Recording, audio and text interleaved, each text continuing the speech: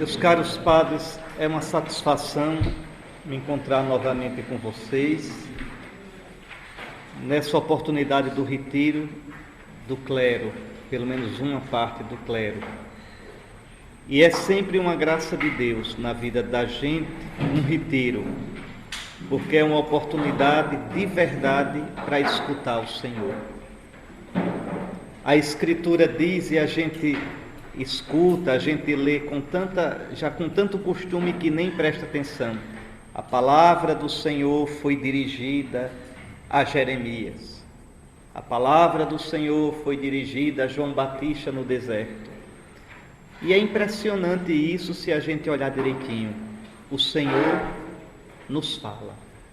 O Senhor nos fala. Não falou só no passado, fala hoje. Fala hoje. O retiro que eu preguei para vocês, da vez passada, foi sobre os encontros de Jesus. Eu sempre gosto de pregar retiro assim, lendo a palavra de Deus. Eu tenho medo de pregar retiro de outro jeito, porque a palavra de Deus é viva. Eu creio nisso profundamente. A palavra de Deus, ela foi inspirada pelo Espírito de Cristo, do Gênesis ao Apocalipse, ela fala de Cristo, e ela inspira o Espírito de Cristo em nós. Ela não só é inspirada, mas ela inspira, é uma palavra viva. Quando a gente se aproxima da palavra de Deus, como ela é de verdade, como palavra de Deus, aquela palavra realmente nos dá o coração de Deus. Deus nos fala. Deus não falou antigamente mais do que fala hoje. De jeito nenhum. Se eu abrir a Escritura como um texto velho, eu encontro um texto velho. E posso ser doutor em texto velho, em texto antigo. Mas se eu me aproximar da Sagrada Escritura, tirando as sandálias dos pés, eu encontrarei ali o Deus vivo. Eu encontrarei ali Jesus Cristo do Gênesis ao Apocalipse, porque é o único tema que a Escritura tem, Jesus nosso Senhor. Direto ou indiretamente, nas lágrimas do povo de Israel, nas aventuras dos homens, das mulheres da Bíblia, em tudo. E é interessante que a igreja sempre vive assim. Os místicos sempre viram assim. A liturgia vê assim. A liturgia faz, no bom sentido, misérias com a palavra de Deus, porque ela relê no Espírito. Relê no Espírito. Então, de modo algum, uma leitura meramente seca, literal, pretensamente científica, me dá a palavra de Deus. A palavra de Deus não foi feita para ser aproximada cientificamente. Os métodos científicos têm valor, claro que tem. Ajuda-me, porque aquela palavra de Deus, ela reveste uma forma humana. E é bonito, é importante eu entender como ela humanamente se formou. Mas se eu ficar só nisso, perdi de vista o todo. O todo. Porque entender como ela humanamente se formou, sem perder nunca aquilo que ela é, uma palavra que não vem deste mundo. É como Jesus, interessante que o próprio Concílio Vaticano II faz a analogia, né? Como o Verbo encarnado, o Verbo eterno do Pai, Deus igual ao Pai e ao Espírito, assumiu a natureza humana, viveu como homem, cresceu como homem, falou palavras humanas. Do mesmo modo, a palavra de Deus, que é palavra divina, tem um formato humano. Então, por isso nós vamos tomar novamente a Sagrada Escritura, né?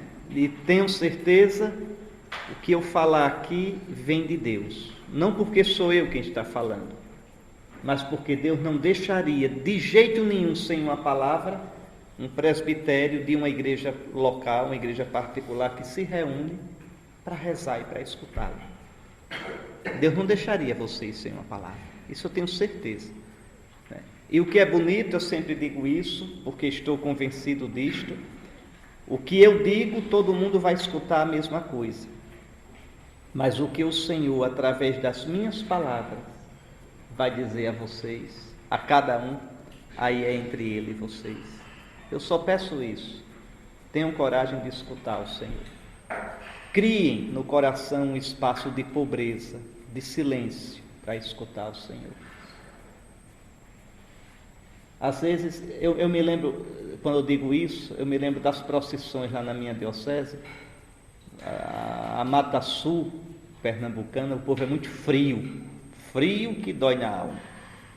Ali tem que ter coragem para trabalhar ali e evangelizar ali. Pois bem, mas às vezes eu vejo, na procissão, por exemplo, de Nossa Senhora da Conceição, a procissão vai passando, uns estão no bar e no bar continua, estão sentados assim na mesa, na calçada e continuam ali sentado bebendo, até de costa para a procissão, não estão nem aí. Outros, gente muito simples, a gente vê com um olhar tão bonito para Nossa Senhora. Estende assim as mãos. Né? Talvez até a gente diga, mas meu Deus, como é ingênuo. Não, não é ingênuo. Como vê o que é invisível aos olhos? Como vê a presença de Deus? Isso sim. Eles veem a presença de Deus. Eles veem o que é invisível para o soberbo, o que é invisível para o ímpio, o que é o invisível para o descuidado. Então, queira Deus que vocês possam ver e ouvir o Senhor nesses dias. Que vocês criem um ambiente, não é, com um coração pobre, disponível, silencioso para escutar o Senhor. Santo Agostinho, comentando a primeira carta de São João, ele diz uma palavra que calha bem aqui sobre isto. Ele diz, o som das palavras, no caso aqui as minhas palavras, o som das palavras atinge os vossos ouvidos. O Mestre está dentro de vós. Quem vai fazer vocês escutar a palavra que precisa não sou eu, é um outro. Será que todos vós não ouvistes este sermão? Quantos vão sair daqui sem ter aprendido nada? Porquanto depende de mim, falei a todos.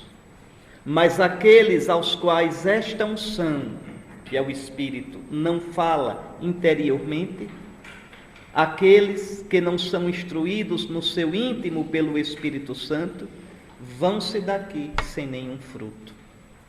Os ensinamentos exteriores são uma ajuda, um convite a prestar atenção, mas a cátedra daquele que instrui os corações está nos céus.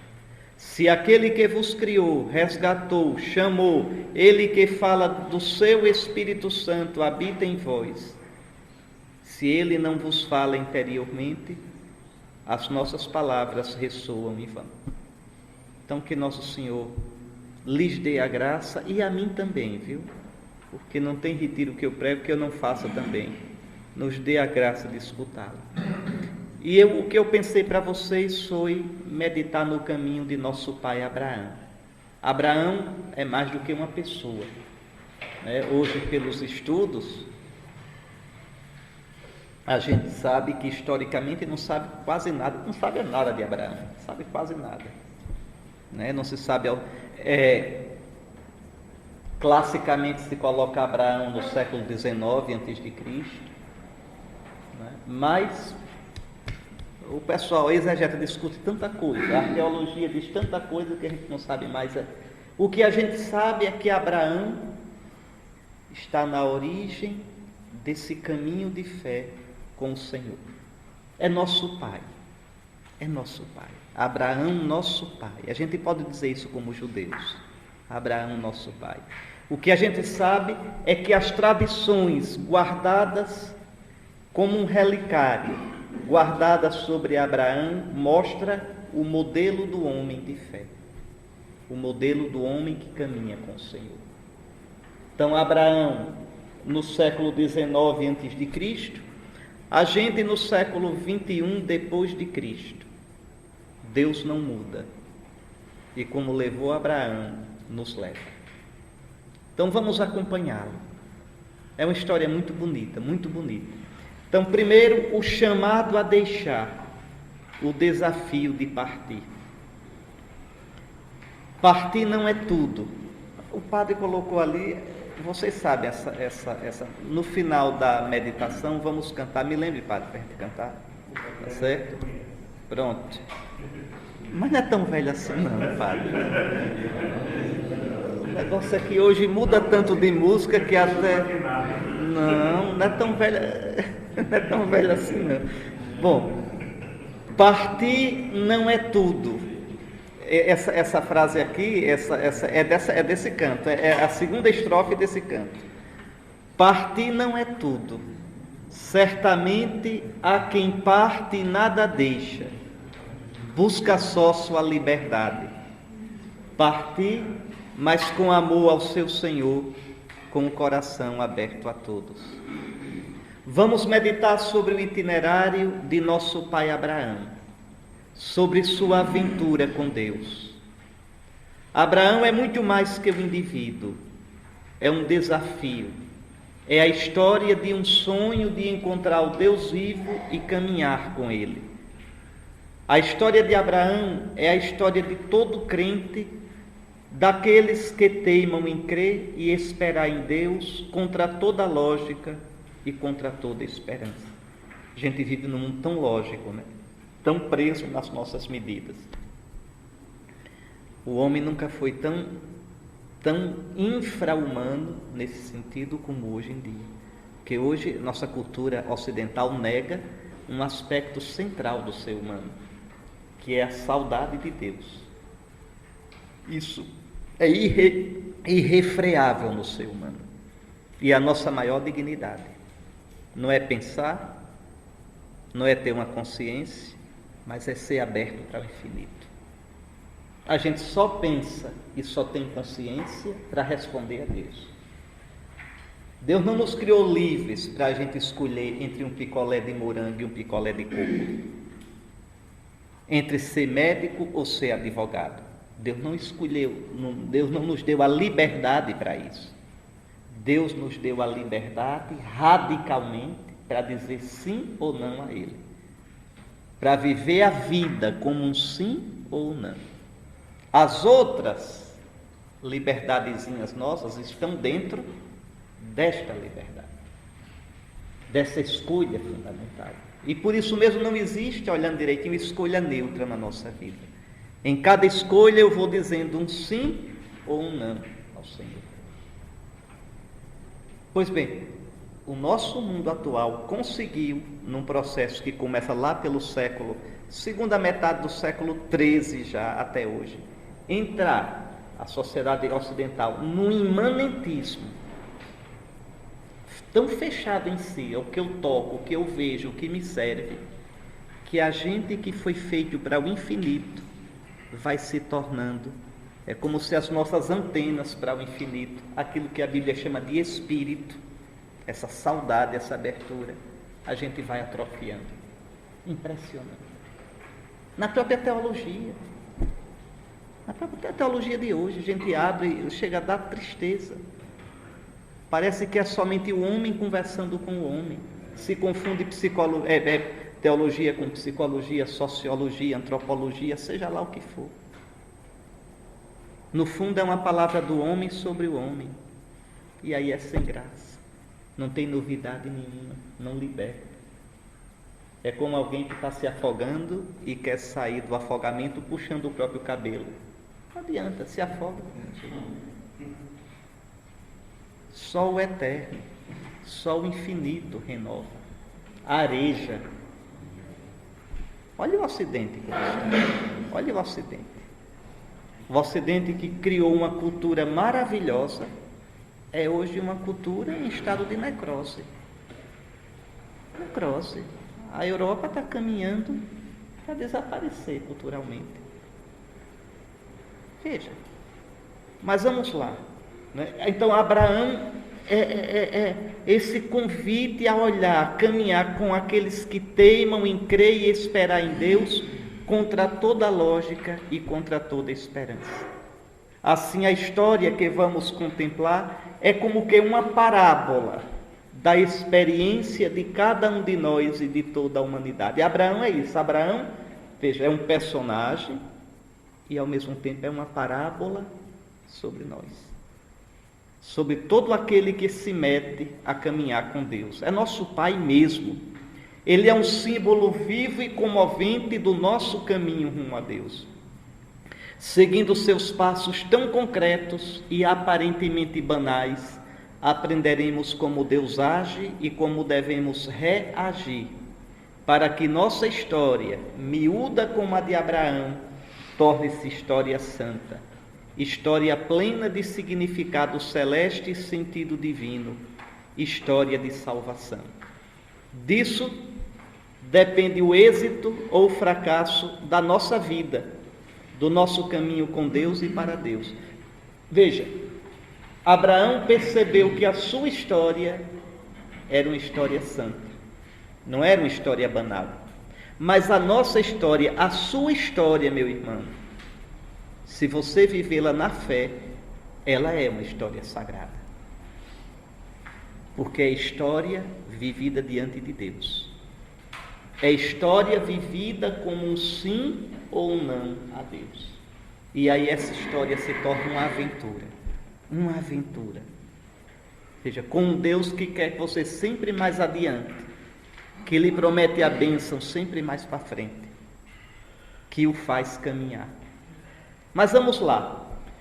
O Senhor disse a Abraão: sai da tua terra, da tua parentela e da casa de teu pai, para a terra que eu te mostrarei.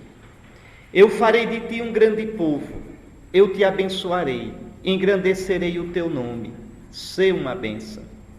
Abençoarei os que te abençoarem, amaldiçoarei os que te amaldiçoarem.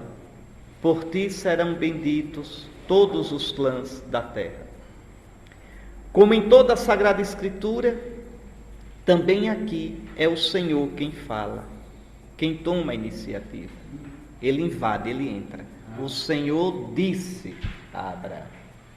Como foi, a gente não sabe. Mas Deus invadiu, sem pedir licença, a vida de Abraão. Não fostes vós que me escolhestes, eu vos escolhi, para que deis muito fruto e o vosso fruto permaneça.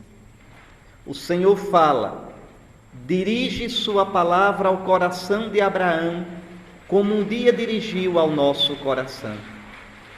Isso acontece de um modo misterioso, inexplicável, até mesmo para nós. Não sabemos direito quando nem como foi, onde estávamos. Somente sabemos que Ele chamou, que nosso coração, de um modo inequívoco, escutou seu chamado, constante, teimoso, inquietante, suave e forte, que não nos deixou sossegados enquanto não dissemos sim. O próprio fato de Deus nos dirigir a palavra revela que Ele nos conhece, preocupa-se conosco, que somos significativos para Ele. Não somos um nada insignificante, somos conhecidos e amados. Nossa existência tem um propósito. Antes mesmo de te formar no ventre materno, eu te conheci. Antes que saísses do seio, eu te consagrei. Ao nos dirigir a palavra, meus irmãos, Deus se faz próximo de nós. Vem ao nosso encontro, enchendo nossa vida de um novo sentido. Porque, como eu digo, isso é um fato impressionante. A minha vida passa a ser vida com Deus. Vida com Deus. Não é vida vivida simplesmente eu comigo mesmo, eu com minha vontade, eu com meus planos, eu na minha medida. Não. A experiência fundamental do crente é essa, né? É viver diante de Deus. O crente é aquele que não tem a si próprio como medida, não tem a si próprio como referência, não tem a si próprio como critério. Senhor. Santa Teresa d'Ávila resume isso num verso: vossa sou, para vós nasci, que quereis fazer de mim? Repare que três versos danados. Sou vossa, então não me pertenço. Eu nasci para vós, então a tensão da minha vida, o sentido da minha vida não está em mim, não está em mim. Eu não serei quem sou, somente presa em mim. Sou vossa, para vós nasci. E então, que quereis de mim? Minha vida é disponibilidade ao vosso serviço. É o contrário do nosso instinto. A vida é minha, eu faço como eu quero, eu tenho o direito de ser feliz. Isso é o que grita o velho Adão. Isso é o que, para pegar a segunda leitura de domingo, isso é o que grita o Adão da terra. Isso grita, para usar a terminologia de São Paulo, o homem carnal, que é o homem no pecado, mas isso também grita o homem psíquico, que é o homem somente no nível da razão. O homem psíquico grita isso. Não é? A vida é minha, eu tenho direito de ser feliz, eu faço como eu quero, eu sei o que é o melhor para mim. Mas o homem que é conduzido pelo Espírito, o homem espirituado, veja, o homem espiritual, ele diz como Santa Teresa, a vida dele é vida aberta, a vida dele é vida em diálogo. Ele deixa, então a palavra de Deus o invade, e como é Dabá, veja, não é só um sopro, mas Deus diz e tudo foi criado. O Salmo diz, pela palavra do Senhor os céus foram criados, e as estrelas pelo sopro dos seus lábios. É uma palavra que faz acontecer. Então, quando Deus muda o nome de alguém, quando Deus chama, aquele chamado não é como uma voz minha que vocês estão ouvindo. Aquele chamado marca a pessoa para sempre. A pessoa pode dizer sim ou não, mas coitado, né? No sentido mesmo da palavra original, está ferrado, está com a ferradura de Deus em si, no seu coração, separado para mim, como São Paulo vai dizer, separado para o Evangelho de Deus. Então, Abraão faz essa experiência. Ao nos dirigir sua palavra, o Senhor deseja criar em nós uma realidade nova. E se nós nos abrirmos a esta palavra, teremos nossa existência totalmente renovada, transformada, planificada de um novo propósito e de um novo sentido. É tão triste quando a gente vê, e a gente vê hoje na igreja isso, às vezes padres religiosos, depois de pouco tempo de ordenado, já sem brilho na sua vocação, desestimulado. O que faltou aí? Esse encontro com o Senhor. E faltou alimentar, porque isso aqui até o último dia da vida. Eu não garanto a vocês que eu termine a minha vida como bispo. Eu não garanto, eu sei lá. É uma luta todo dia, para não desanimar, para não desistir, para continuar crendo. Não é uma coisa garantida. Ninguém tem um diploma. Vocês podem ter uma lembrança de batismo, de crisma, de primeira comunhão, mas diploma de cristão? Isso é uma guerra de foice, como no Nordeste, e a vida toda. A vida toda. Diante de Deus a gente é peregrino. Quem pode aqui se levantar e garantir, eu vou perseverar até o fim?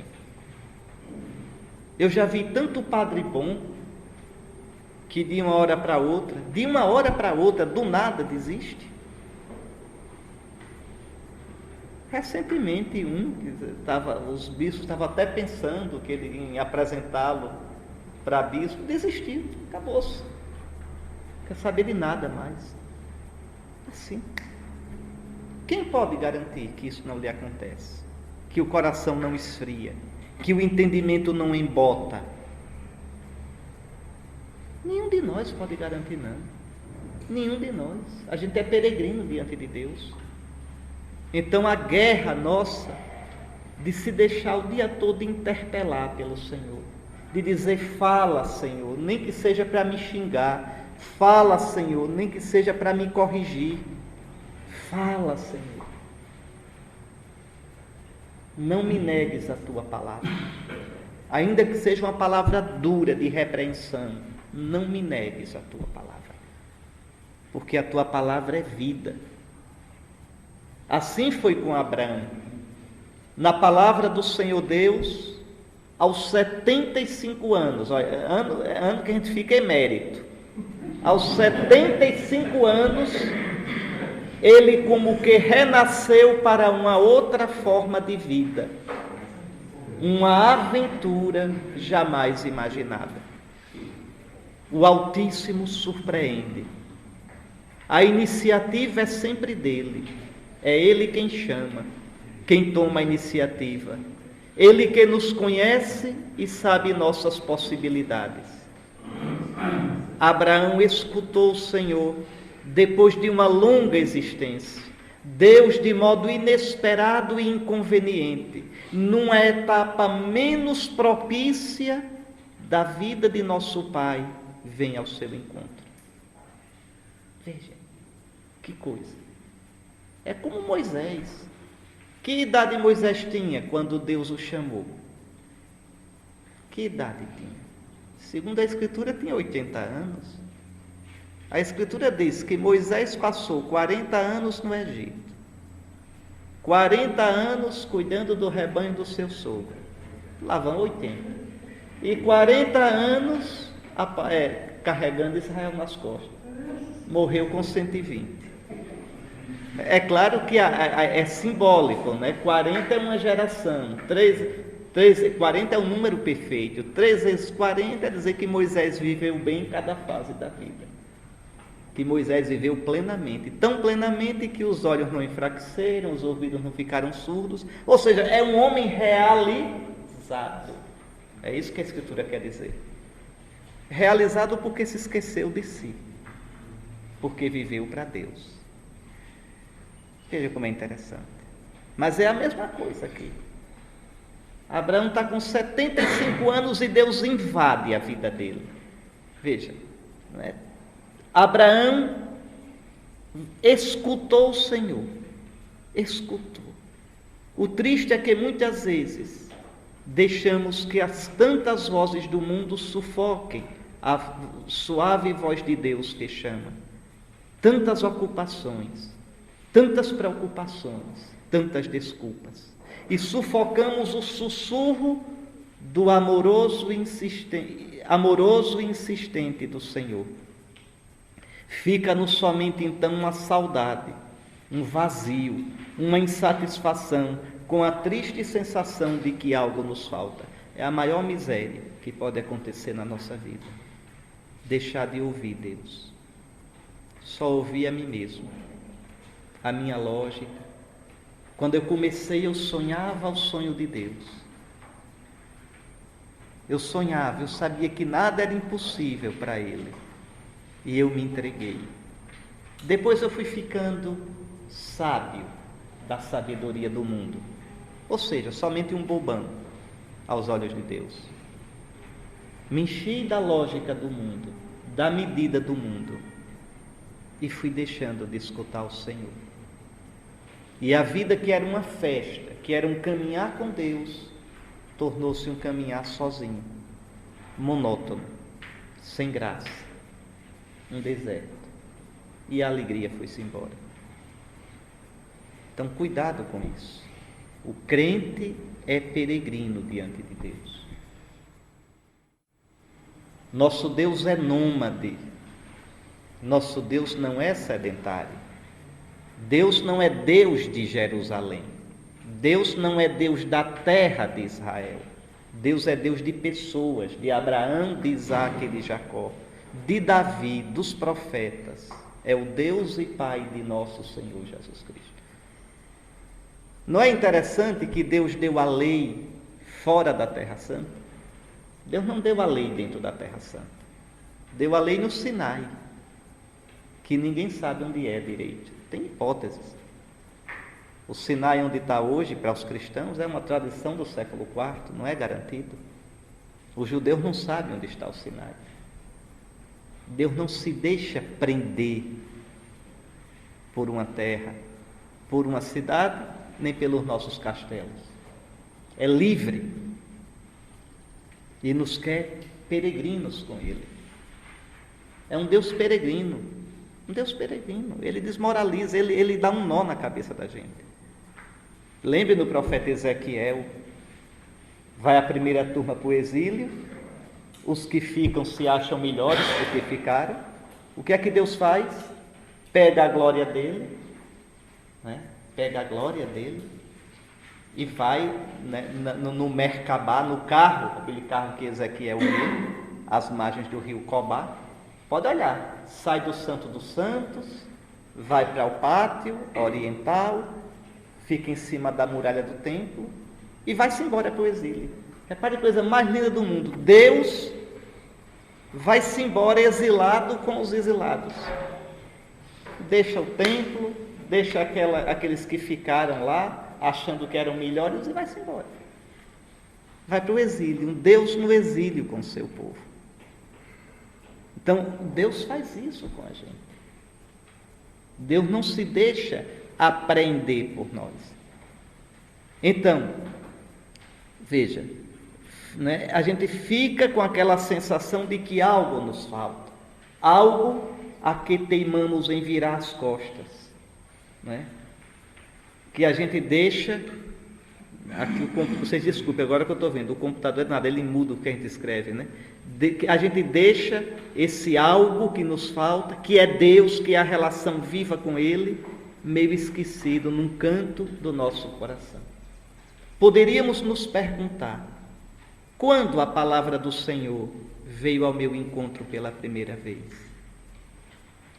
Soube reconhecê-la? Samuel não sabia, né? Às vezes um irmão precisa ajudar a gente, dizer: olha, é o Senhor. Nessa crise aqui, é o Senhor. Você está aqui atolado, brigando, mas não está entendendo, não está vendo que é o Senhor.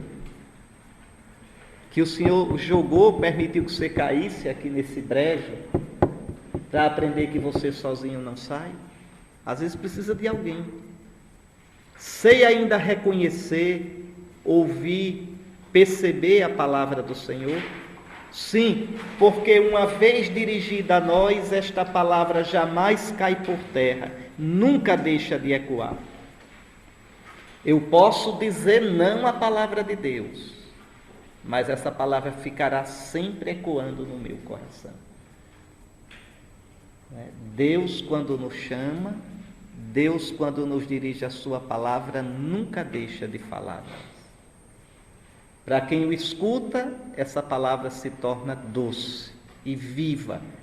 Para quem a renega, se torna morte e condenação. Como a chuva e a neve descem do céu e para lá não voltam, sem terem regado a terra, tornando-a fecunda e fazendo-a germinar, dando semente ao semeador e pão ao que come, tal ocorre com a palavra que sai da minha boca. Ela não torna a mim sem fruto, antes ela cumpre a missão para a qual a enviei. Esta palavra é como a chuva que lava, como o fogo que arrasa. Deus dirige a palavra, e esta palavra é um imperativo, uma ordem cheia de delicada autoridade divina. Sai. Escutar o Senhor exige uma saída, um deixar, um desenraizar-se. Ninguém pode responder-lhe sem sair numa saída contínua, nunca completa, nunca acabada, nunca terminada. Sai da tua terra, da tua parentela, da casa do teu pai. Vende tudo o que és, tudo o que tens, tudo o que sonhas. Sem escutar realmente o apelo a sair, a deixar, não se pode responder ao apelo do Senhor. Toda vocação, inclusive a vocação para o matrimônio, implica uma saída, um deixar. O homem deixa seu pai e sua mãe.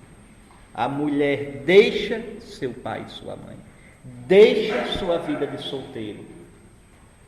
Deixa a sua vida já arrumada. Sem essa disposição de deixar, impossível responder à vocação.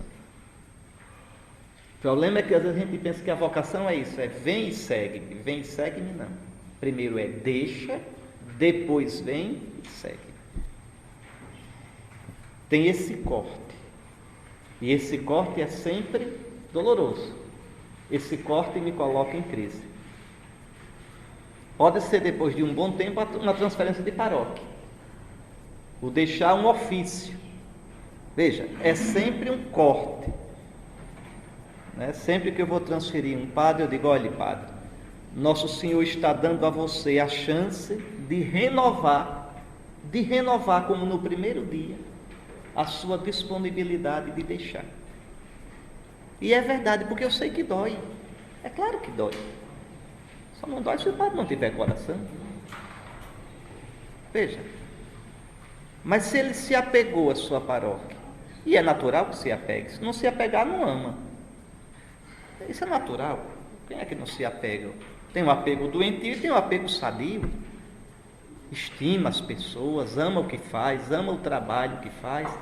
As pessoas têm história, Então veja, e quando está no melhor, pode vir uma transferência. Me coloca em crise. Mas essa crise, veja, é a chance de novamente testar a minha disponibilidade de partir. Deus renova a minha juventude. É interessante. Não deixa que eu enferruje na minha relação com Ele. Tu ainda apostas em mim? Vem, eu te espero. Eu estou contigo. Escutar isso novamente, como se fosse a primeira vez. Escutar isso ferindo a gente, testando a nossa capacidade de se jogar. Até o último, vem, que é na hora da morte. Vem, joga-te mais uma vez. Cai nos meus braços. Veja, não é na morte que tu cairás, é nos meus braços. Salta, pula, vem. É assim. Diante de Deus nós somos isso, peregrinos. Então, toda vocação implica isso, esse deixar. Quem não é capaz de perder, não é apto para caminhar com o Senhor Deus.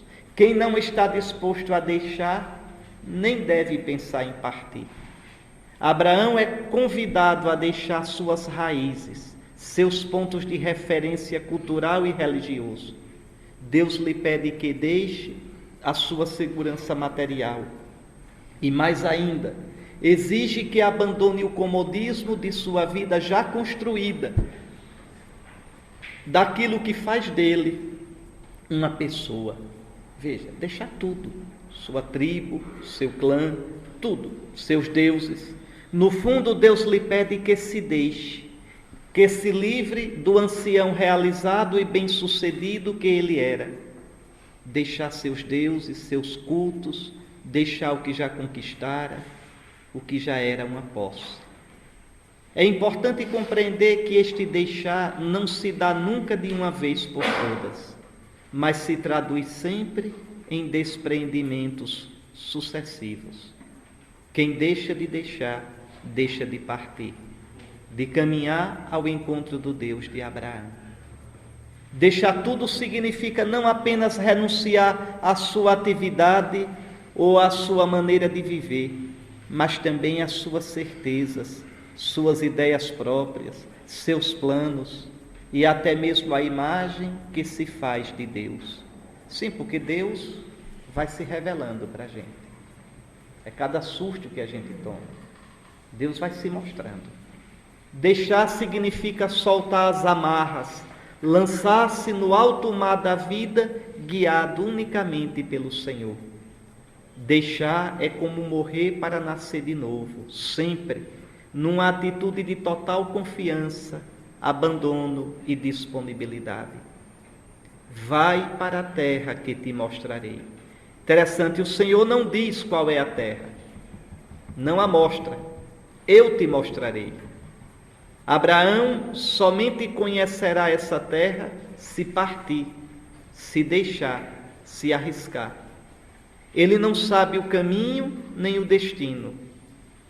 Nas coisas da fé é assim, meus irmãos. Se não acreditarmos, não compreenderemos jamais. Se não partirmos, nunca teremos certeza. Não é porque primeiro Nosso Senhor garanta para depois a gente partir. Não. Parte e tu verás.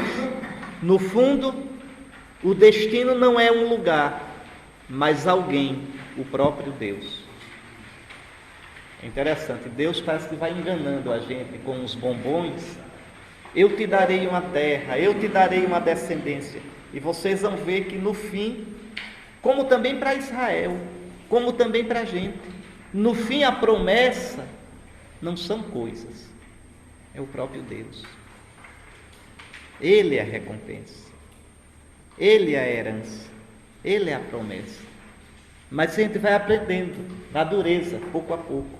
Quem parte por causa do Senhor deve estar bem consciente disso. Somente Ele é nosso caminho, o sentido da nossa estrada e o fim, o destino do nosso repouso. Nossa terra, nossa herança é o próprio Deus. Tua face é minha única pátria. Nesse caminho, a única garantia, a única seta que indica a direção é o próprio Deus. Mais tarde, o próprio Senhor vai se revelar assim a Moisés: eu sou aquele que serei. Somente caminhando, apostando, arriscando, podemos descobrir a face do Senhor. Conhecer esse Deus e experimentá-lo como nossa herança. Senhor, qual é o teu nome? Para que eu saiba quem és tu direitinho. Não, caminha. Eu sou o que serei para ti. Ou seja, tu queres saber quem eu sou? Caminha comigo que tu verás. Caminha comigo. Eu não sou um conceito. Eu não te direi antes quem eu sou. No fim de tudo, tu dirás quem eu sou. Caminha comigo. Veja, eu sou o que sou. Sim, tu és o quê? Não, eu sou o que sou. Ou seja, eu não tenho comparação com nada. Tu não podes me engaiolar nos teus conceitos. Eu sou livre. Eu sou o que sou. Caminha comigo e tu verás. Então é um risco. É um risco. Justamente por... Olha São Gregório de Nissa comentando essa passagem de Abraão. Olha que perspicácia. Justamente por não saber aonde ia, Abraão sabia que estava no bom caminho, porque estava certo de não estar sendo guiado pelas luzes de sua inteligência, mas pela vontade de Deus. Senhor, eu não tenho planos pré-estabelecidos. Eu não tenho metas. Minha meta és tu. Então me leva aonde tu quiseres. Assim, São João da Cruz cantou esta experiência de desamparo interior do próprio entendimento e sentimento com palavras comoventes. Quer dizer, veja, Abraão não sabe para onde vai, Abraão não sabe o traçado do caminho. Eu te mostrarei. Porque a gente encontra repouso no entendimento quando a gente compreende. Quando a gente vê um sentido, a gente se sente seguro. Sobretudo os homens são assim. As mulheres são mais intuitivas. Mas o homem é bicho bravo. O homem quer ter a coisa traçada. Me explique como é isso aqui, por que isso, para que isso. E como eu chego a isso. Aí Deus nem explica o como, nem o para quê, veja, nem qual vai ser o fim da história. Eu estou contigo. Isso coloca o entendimento da gente em crise. Isso coloca o sentir da gente em crise. São João da Cruz, os místicos chamam isso de noite. É terrível. Imagine você chega a um ponto que não sabe mais o que é que eu estou fazendo como padre. Eu não vejo sentido nesse troço. Com a igreja desse jeito, com o mundo desse jeito, com a minha diocese desse jeito, comigo desse jeito. O que é que eu estou fazendo? Veja. Então você procura, qual é a sua primeira saída? Você procura motivos para continuar. Razões. Veja, você procura entender. Às vezes consegue. Às vezes Deus nega isso. Você não encontra nada. E agora? Você só fica se você se abandonar nos braços de Deus. Aí você recorda que o Senhor chamou você. Tu me chamaste. Eu confio em ti. Eu permaneço unicamente por causa de ti. Essa é a experiência da fé. É a noite de que falam os místicos. E é terrível, acaba com a gente. Mas só atravessa uma noite dessa, meus irmãos, quem tiver um coração de pobre. Quem tiver uma atitude de criança. Por isso Nosso Senhor disse, se não tiver uma atitude de criança, que confia no Pai, se não tiver uma atitude de pobre, não fica, vai-se embora. E ainda diz, eu fui corajoso porque assumi. Não. A verdade verdadeira é essa. O que a Escritura diz é isso. Os homens de fé, os homens da Bíblia se perderam. Olha, Abraão vai fazer uma doidice. Com 75 anos, parte, deixa tudo. Vai. Para onde? Para onde eu te mostrarei. Onde? Não, eu te mostrarei. Não entende, não é fácil. São João da Cruz diz, nesta noite ditosa, noite para o meu entendimento, noite para o meu sentimento, em segredo, porque ninguém me via, nem via eu qualquer coisa, nem ninguém me entendia, nem eu entendia o que ninguém, sem outra luz nem guia, exceto a que no coração ardia. Eu creio em ti. Quem viveu isso foi Jesus na hora da cruz, no Horto das Oliveiras. Chegou a suar sangue. Por isso é o autor e consumador da nossa fé. Veja, o autor e o consumador da nossa fé. A gente deve tê-lo sempre diante dos olhos. O que tem escrito na capela daquela casa da floresta de vocês? Daquela casa dos salesianos? Vocês se lembram que tem escrito em latim? Da carta aos Hebreus? Sim, é dos redentoristas, né? O que tem escrito lá? Eu preguei retiro para vocês, eu me lembro que tem escrito lá.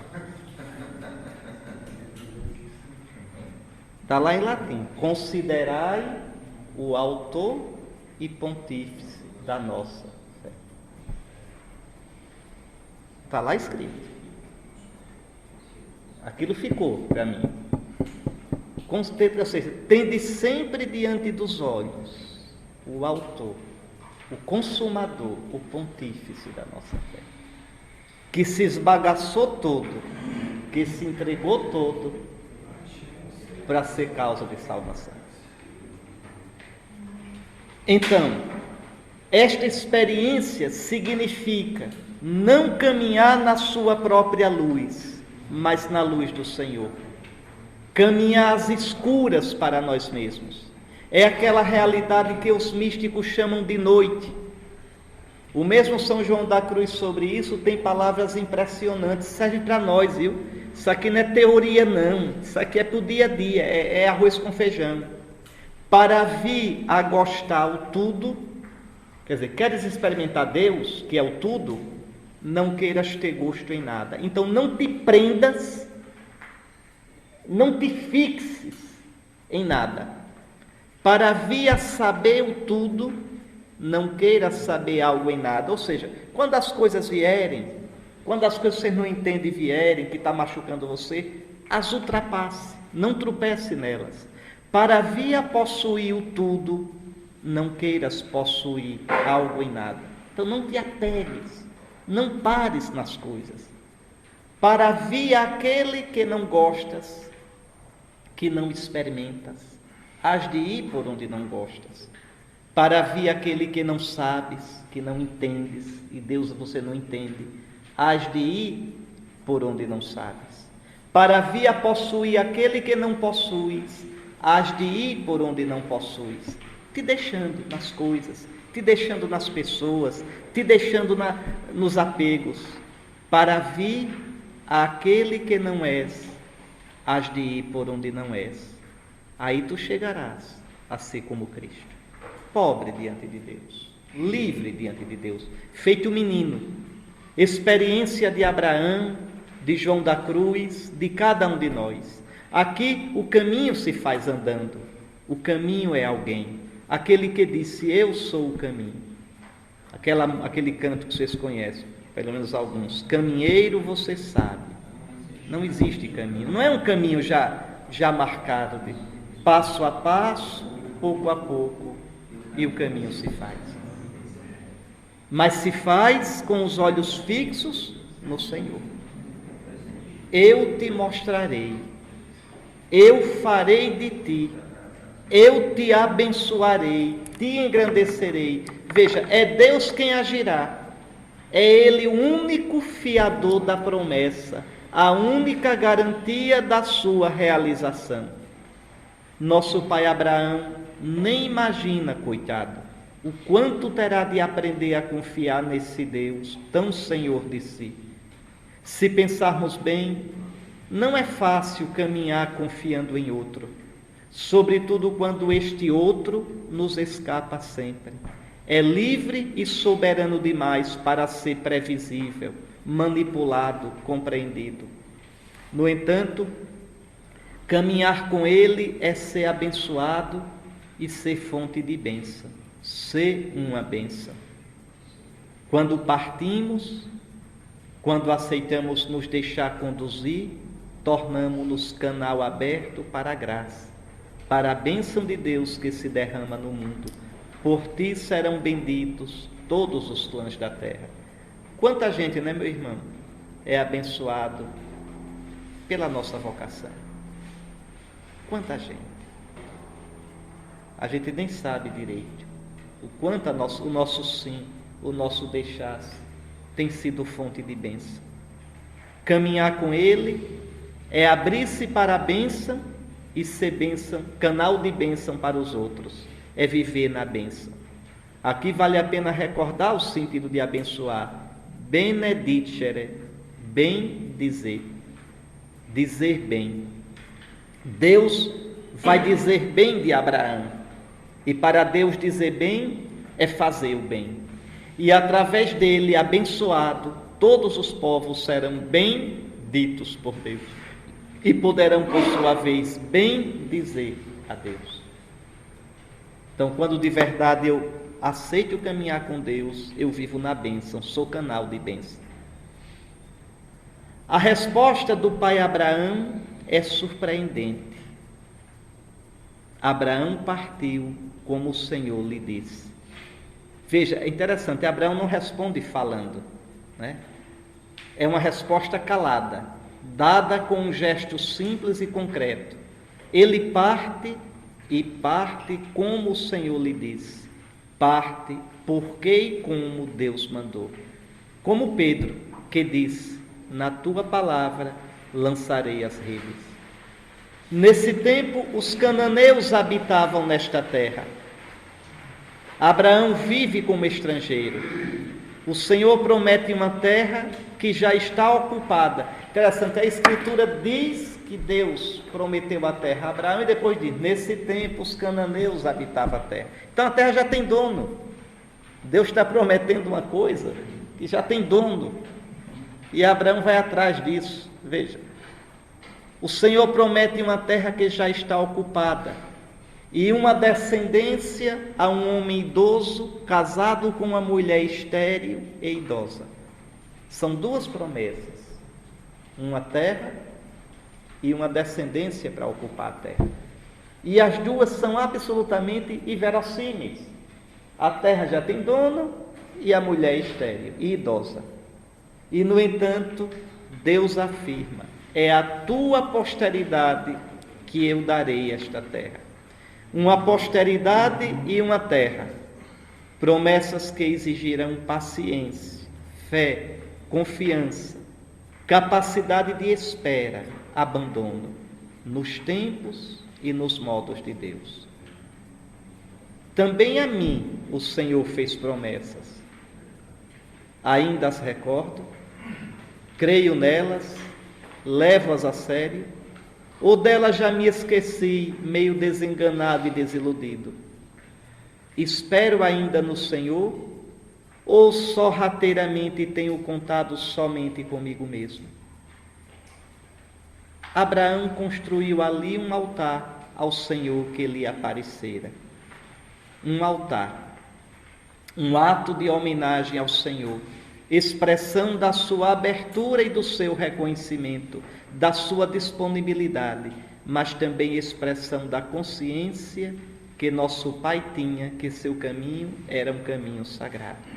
Abraão, vocês vão ver, ele vai construindo altares. Onde ele passa, ele vai construindo altares. O seu caminho é um caminho santo.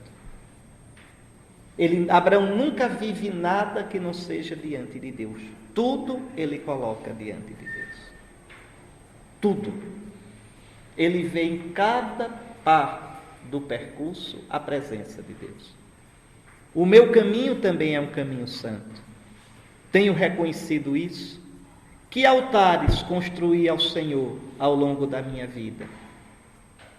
Depois de acampamento em acampamento, foi para o Neguebe. Abraão é peregrino, é estrangeiro. Não para. Vai sempre adiante, de acampamento em acampamento, sem olhar para trás. Tão bonito que a carta aos Hebreus diz: foi pela fé que Abraão, respondendo ao chamado, obedeceu e partiu para uma terra que devia receber como herança, e partiu sem saber para onde ia. Foi pela fé que residiu como estrangeiro na terra prometida, morando em tendas. A terra era aquela, mas nela ele foi estrangeiro.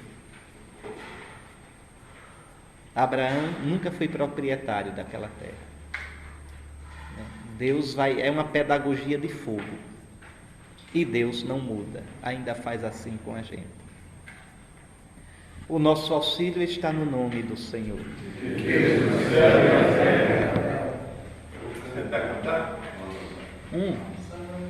Sai da